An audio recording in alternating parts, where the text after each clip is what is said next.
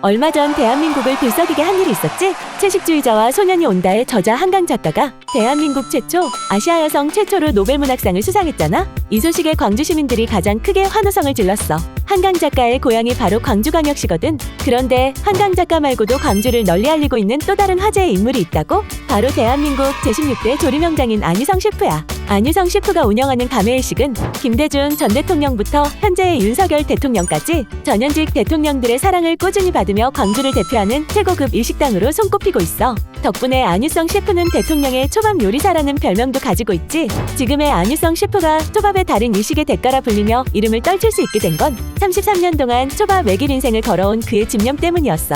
식당을 운영하던 어머니 덕분에 어린 시절부터 음식과 가까이 지내던 안유성 셰프는 자연스럽게 요리사를 꿈꾸게 된 거지. 18살의 어린 나이에 무작정 서울로 올라간 거야. 그리고 한 일식 가게에 취직해서 냄비 닦기로 일을 시작했어. 그렇게 설거지가 익숙해질 때쯤 채소 손질을 시작할 수 있었고 5년이나 흐른 뒤에야 초밥을 처음 쥐어볼 수 있었어.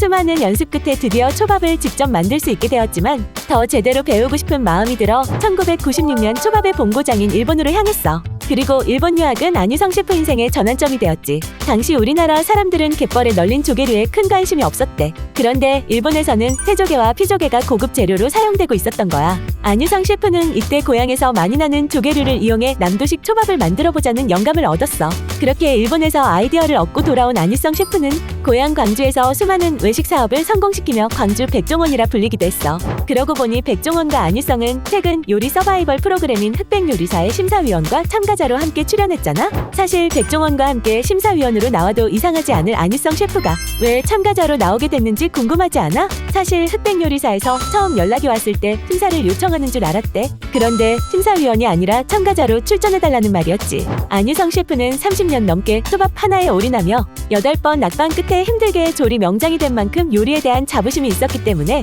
누군가에게 심사를 받는다는 건 자존심이 상하는 일이었어. 그래서 처음에는 출연 요청을 거부할 수밖에 없었지. 그런데 이렇게 완강한 안유성 셰프의 마음을 한순간에 돌려세운 계기가 있었어. 호남 지역에 참가자가 단 한 명도 없다는 것이었지. 사실 전라도 하면 맛의 고장으로 유명하잖아? 그래서 광주의 맛을 알리기 위해 출연을 결심했지. 흑백요리사에서 보여준 안유성 셰프의 생선 손질은 단연 일품이었어. 누군가 그 일을 쉽게 하는 것처럼 보인다면 사실 엄청나게 잘하는 거라는 말이 있잖아? 하지만 촬영은 역시나 쉽지 않았어. 팀전 미션을 하던 중 갑자기 방출되는 위기를 겪기도 했지. 안유성 셰프는 끝까지 무너지지 않기 위해서 중간중간 어머니의 사진을 보며 힘을 냈지만 결국 최종 8인 결정전에서 아쉽게 탈락의 고배를 마시고 말았어. 안유성 셰프는 흑백요리사에서 남도 초밥이라는 필살기를 보여주지 못한 게 많이 아쉬웠다고 해. 그래도 다행히 흑백요리사가 끝난 후 여러 방송에 출연하면서 시청자들이 기대했던 초밥장인의 면모를 보여주고 있어. 오늘 안유성 셰프에 대해 속속들이 알아본 시간 어땠어? 이제 광주의 인물하면 한강 작가와 함께 안유성 셰프가 떠오를 것 같지 않아? 이번 기회에 광주로 떠나 한강 작가 특별 작품전도 둘러보고 일식 대가의 손맛도 느껴보면 어떨까? 물론 예약이 쉽지는 않겠지만 말이야. 모두에게 소개하고 싶은 또 다른 우리 동네 스타가 있다면 구독, 좋아요와 함께 댓글로 남겨줘. 우리는 다음 주 새로운 지역의 인물과 함께 돌아올게.